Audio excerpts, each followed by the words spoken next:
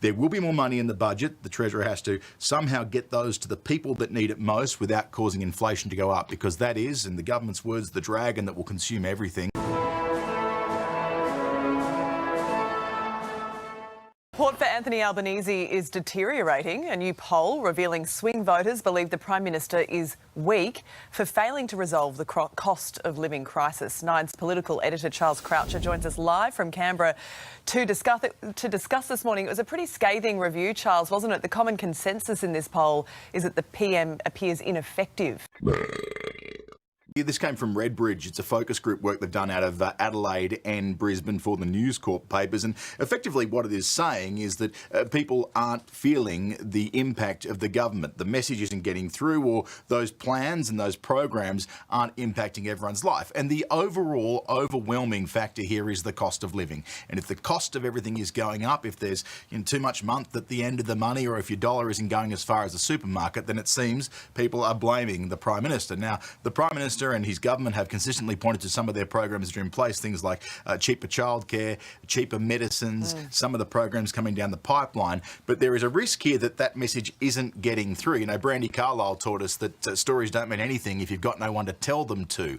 The question is, are voters listening at the moment, and what's the breakthrough? How do you get voters to listen for the government? Excellent pop reference this morning, Not Charles a modern one, Sylvia, but we try. I know. That's what I prefer, actually, so thank you very much.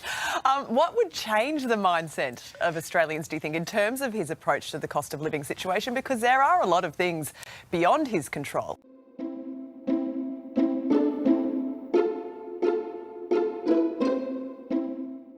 Oh, so exactly right. But the blame often goes back to the government. Clearly, these things aren't in control. Things like the war in Ukraine that are driving up oil prices, and some of those supply chain issues that have seen the price of food gone up. But what the government is hoping that one of their big policies, which was to get wages moving, will start to come into effect in the start of next year. You know, Anthony Albanese is an experienced campaigner. He's been in this place for a long time, and he knows that governments ebb and flow.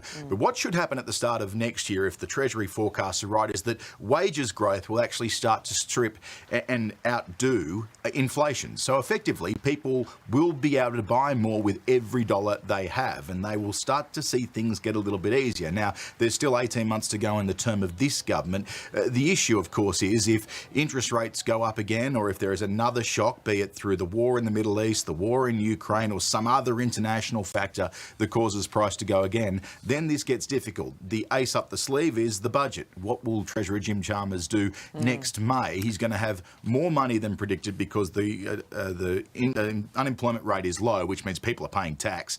Plus, the price of iron ore and coal is much higher than the Treasury forecast. So there will be more money in the budget. The Treasurer has to somehow get those to the people that need it most without causing inflation to go up, because that is, in the government's words, the dragon that will consume everything if this goes forward.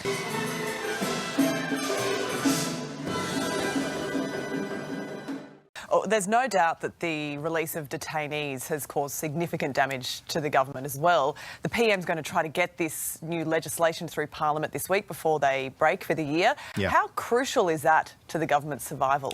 It's really crucial right now, but it becomes more crucial if they fail and then something goes wrong in the future. If one of those people that have been released re-offends, then this becomes a much bigger issue than it is right now. I suspect the government will get this through this week. The threat of staying longer in Canberra than necessary often gets senators and members of the House to get into gear pretty quickly here. So, look, the opposition have indicated they will work with the government. I suspect they'll get this through. Eliza's been telling us the details of the plan, which was pretty much laid out for the government by the High Court in their reasoning. However, any slip, any mistake, and this compounds the problem as MPs head back to their electorates for Christmas. And the focus group that we spoke about this morning, they'll be getting that every day, every presentation, every sports event they go to. They'll be getting their own version of that focus group back in their electorates. Yeah, the clock is ticking. Tick tock, tick tock. The clock's ticking. Nothing's happened.